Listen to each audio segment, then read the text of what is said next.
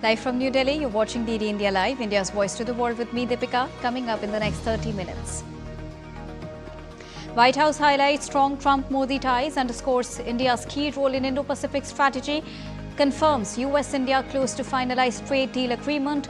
Commons come as External Affairs Minister is in the US to attend Quad Foreign Ministers meeting. Digital India journey completes 10 successful years. Prime Minister Modi lauds the 10 years of transformative initiative, hails India's journey highlighting sectoral growth and development. Thai Constitutional Court suspends Prime Minister Shinawatra from duty until court verdict. Shinawatra is accused of dishonesty and breaching ethical standards in violation of constitution over an audio leak. Himachal Pradesh and Uttarakhand revised alerts for heavy rains in the next 3 hours. Schools shut in Himachal's Hamirpur as many districts across the two states brace for rain fury.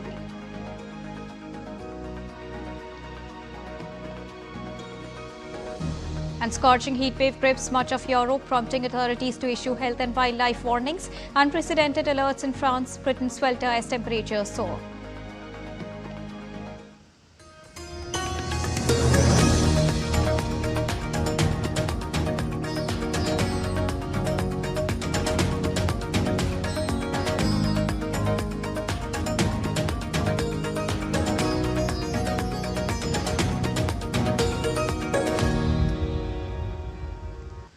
Well, White House has once again praised India's role as a strategic ally in the Indo-Pacific region during a press briefing on Monday. In the briefing, Press Secretary Caroline Leavitt highlighted the strong personal relationship between US President Donald Trump and Prime Minister Narendra Modi. She also responded to questions from reporters about the status of trade negotiations and Trump's recent comments indicating that a deal with India was near completion. India remains a very strategic ally in the Asia-Pacific, and the President has a very good relationship with Prime Minister Modi, as you know, and he will continue to have that. The comments come as External Affairs Minister Dr. S. Jaishankar is currently in the United States to attend the Quad Foreign Ministers meeting. Now, India's External Affairs Minister Dr. S. Jaishankar on Tuesday appreciated UN Security Council's strong condemnation of the Pahalgam terror attack and the need to hold its perpetrators accountable. He expressed this while speaking at the inauguration of the exhibition on the human cost of terrorism at the UN headquarters in New York. Addressing the diplomats, senior UN officials and envoys gathered at the venue, Dr. S. Jaishankar called on the international community to stand united against terrorism. He thus stressed on the need to call out state-backed terrorism and extremism openly. He also underlined the shared and urgent responsibility of the global community to combat terrorism in all its forms and manifestations. Terrorism is one of the gravest threats to humanity. It is the antithesis of everything that the UN stands for: human rights, rules and norms, and how nations should conduct their dealings with each other. When terrorism is supported by a state against a neighbor, when it is fueled by the bigotry of extremism, when it drives a whole host of illegal activities, it is imperative to call it out publicly. And one way of doing so is to display the havoc that it has wreaked on global society. The world must come together on some basic concepts: no impunity to terrorists, no treating them as proxies, and no yielding to nuclear blackmail. Any state sponsorship must be exposed and must be countered. By now, we know well that terrorism anywhere is a threat to peace everywhere. Dr. S. Jaishankar will participate in the Quad Foreign Ministers meeting today. According to the ministry, the Quad Foreign Ministers will build upon the discussions held during its last meeting that took place in Washington on the 21st of January this year. The Ministry of External Affairs in a statement said, and I quote them, they will exchange views on regional and global developments, particularly those concerning the Indo-Pacific, and review the progress made on various Quad initiatives in the run-up to the Quad Leaders Summit, which will be hosted by India. The ministers are also expected to deliberate on new proposals aimed at advancing the shared vision of a free and open Indo-Pacific, unquote. Prime Minister Narendra Modi will host the Quad Leaders Summit later this year, which will bring US President Donald Trump and Prime Ministers Anthony Albanese of Australia and Shigeru Ishiba of Japan together to India. Meanwhile, US State Department spokesperson Tammy Bruce said on Monday that the upcoming Quad Foreign Ministers meeting in Washington, D.C. will reaffirm the shared commitment of the 4 participating nations towards a free and open Indo-Pacific. Secretary Rubio will welcome his Quad counterparts from Australia, India, and Japan to Washington to reaffirm our shared commitment to a free and open Indo-Pacific.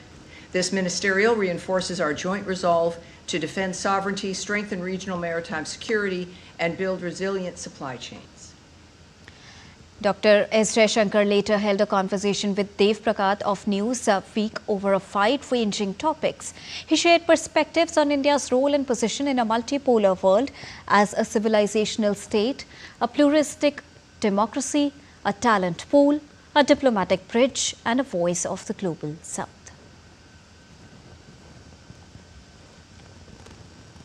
Ghana, a name that echoes both ancient empires and modern ambition. The first sub-Saharan African nation to gain independence in 1957, Ghana has emerged as a pillar of stability and progress in West Africa. Once known as the Gold Coast, its wealth of gold, cocoa and oil has powered a dynamic economy.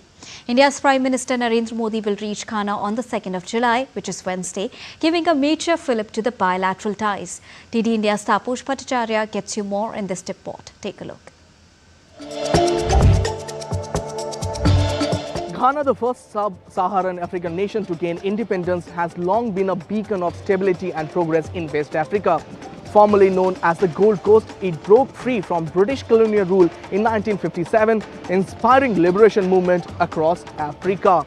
Now, when we look at Ghana, with gold, cocoa and now oil driving its economy, Ghana has actually transformed into one of the region's most dynamic nations.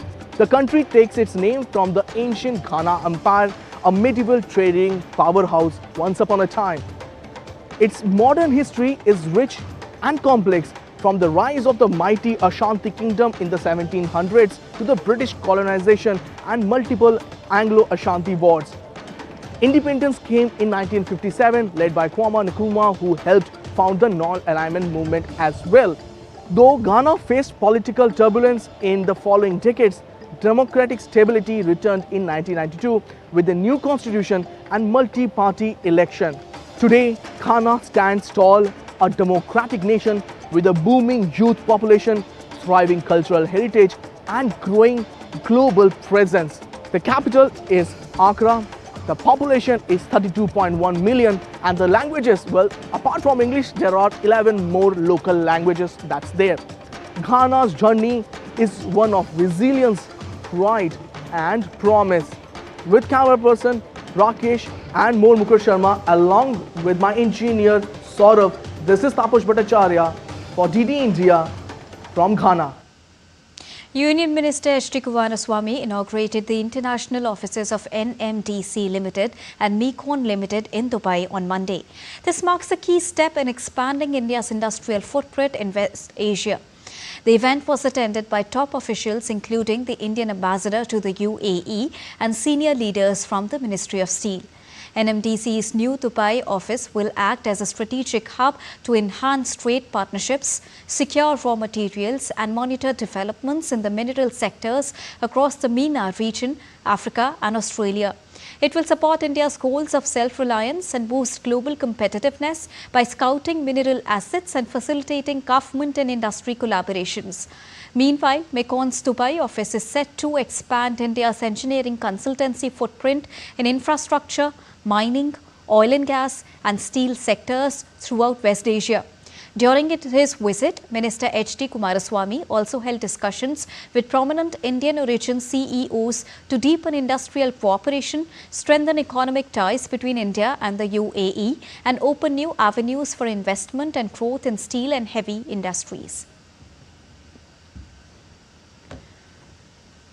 The Indian Navy is scheduled to commission its latest stealth multi-role frigate INS Naval today at Kaliningrad in Russia. Now, this will be the last warship of the Indian-built Navy to have been built outside India and the 8th in the series of Kriva-class frigates inducted from Russia over the past 2 decades. Now, once commissioned, the 125-meter-long and 3,900-ton frigate will be deployed with the Navy's Western Naval Command that oversees operations in the Arabian Sea and Western Indian Ocean. Though constructed abroad, INS Naval features over 26% indigenous systems, including the BrahMos supersonic cruise missile capable of striking both land and sea targets. Complementing its weaponry is a comprehensive set of surveillance, fire control radars and combat management systems, enhancing the ship's situational awareness and response capability in multi-domain operations. Starting today, National Capital Delhi begins enforcing a fuel ban on end-of-life vehicles today to ensure strict implementations. 350 teams from various government departments are deployed round the clock at all 498 fuel stations across the city.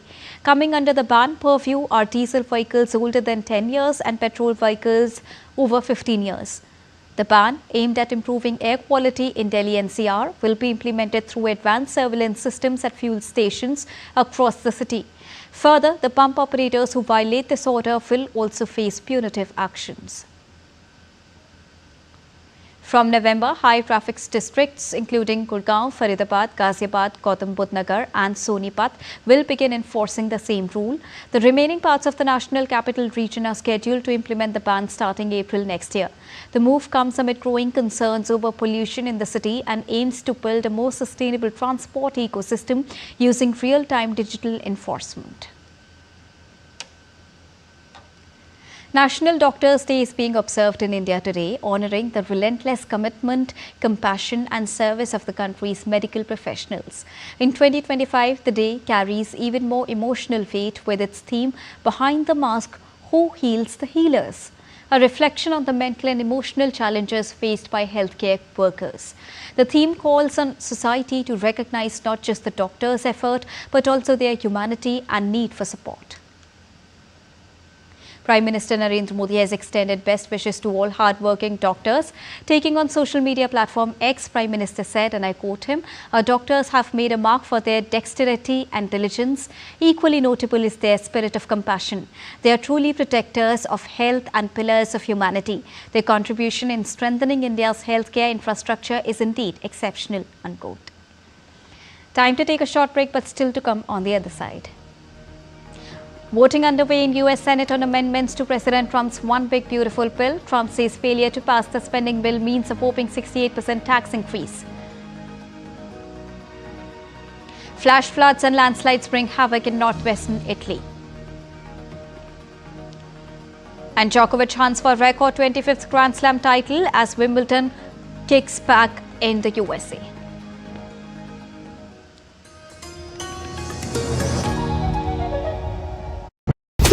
US launch a bombing campaign against Iran. The Philippines vessel suffered structural damage. The saga of child sexual abuse is the United States China's debt trap strategy.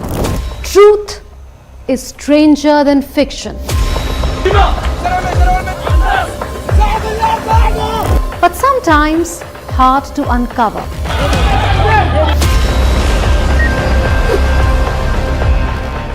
Trust us to tell the truth, unadulterated and pure, of every story that matters to you. Exactly what to save your country. You read between the lines, cut the clutter, and connect the dots to get you the full picture. Watch Connecting the Dots at these times with me.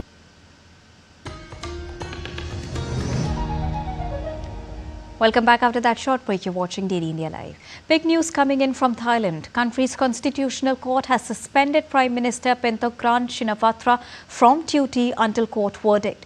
In its meeting on Tuesday, the court decided to accept a petition filed last month by 36 senators seeking her removal.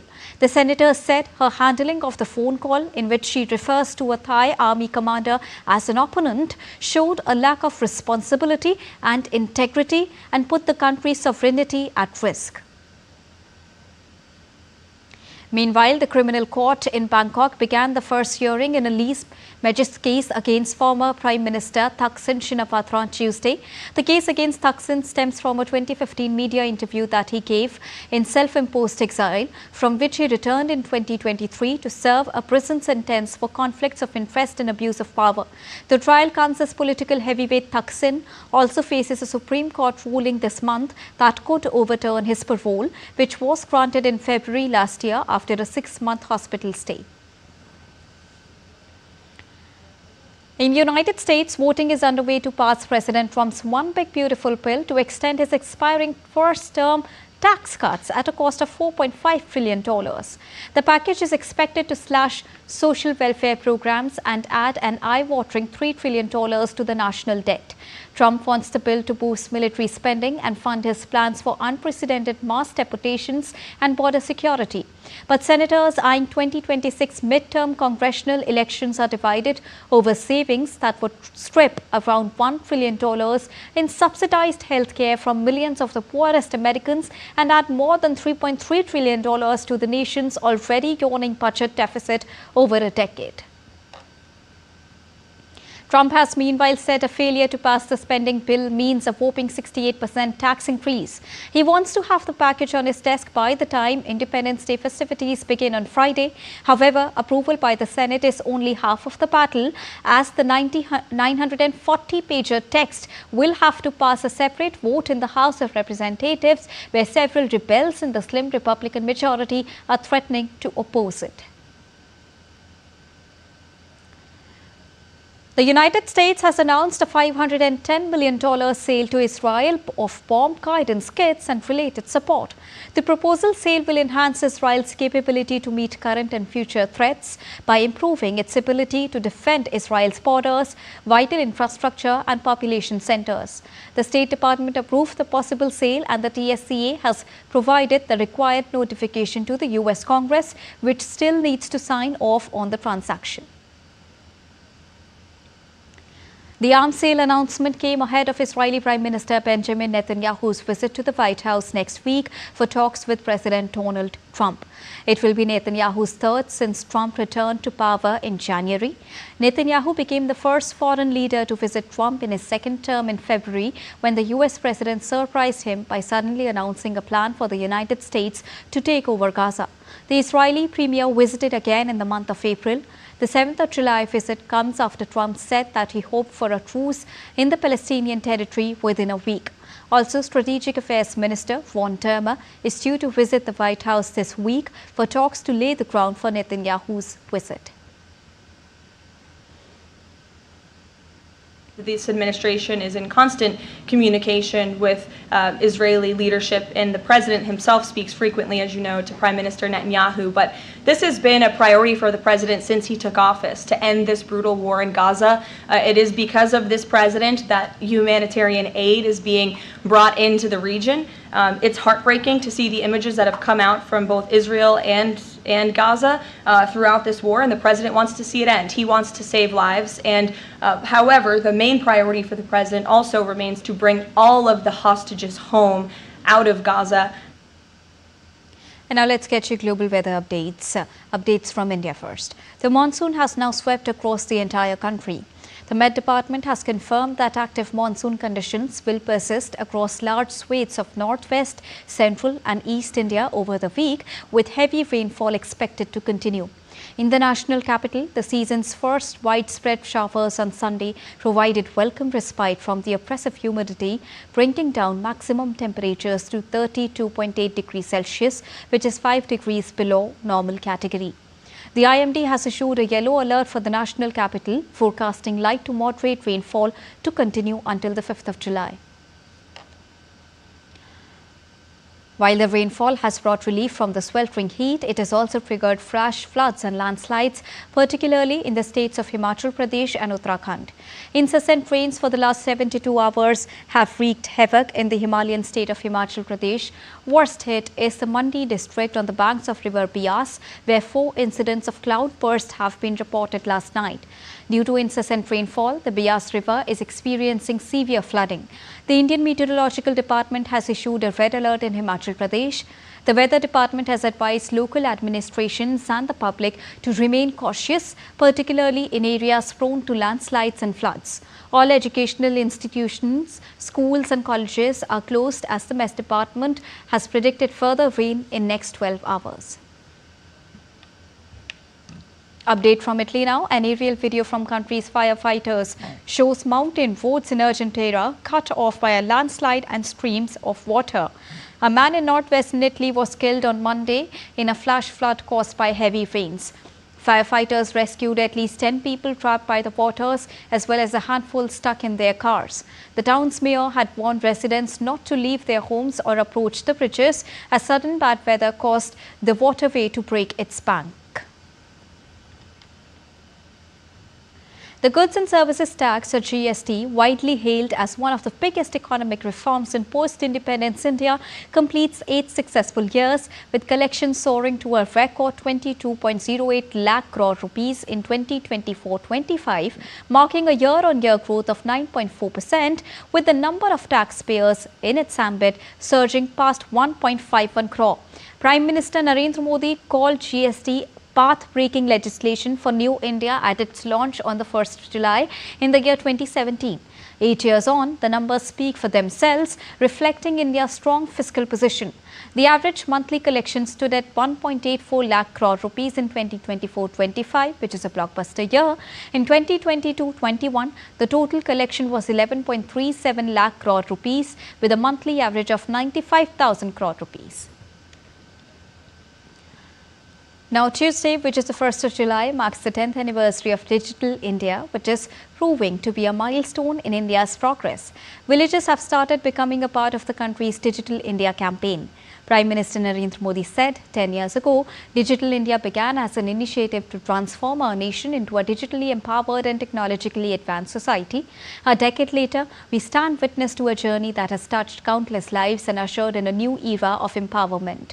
India's 5G rollout is among the world's fastest, offering the world's cheapest internet.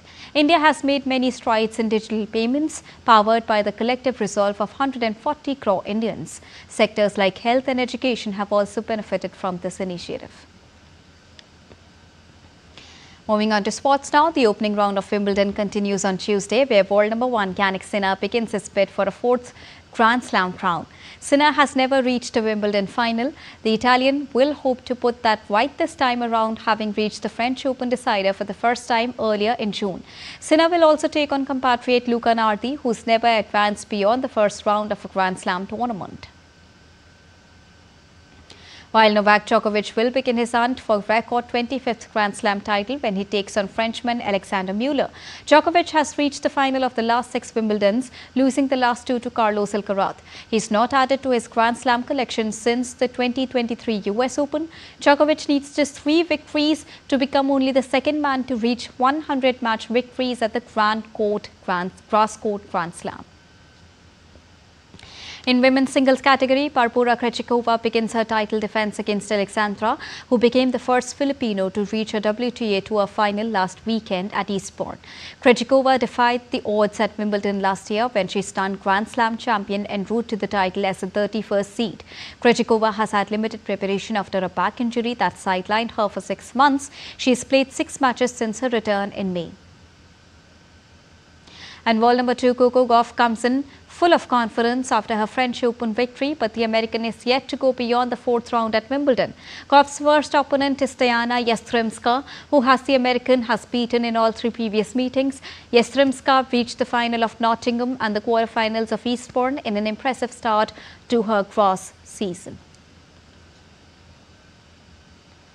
And that's all for this edition of DD India Live. But do let us know your thoughts on the news of the day. For those on the go, you can get all the latest news and updates from India and across the world on the DD India mobile app. The app is available on both Android and iOS platforms. Scan the QR code on the screen to download it right now. We'll be back with more news as it breaks here on DD India. I'm Deepika, and from all of us here in New Delhi, thank you so much for watching DD India Live. Namaskar.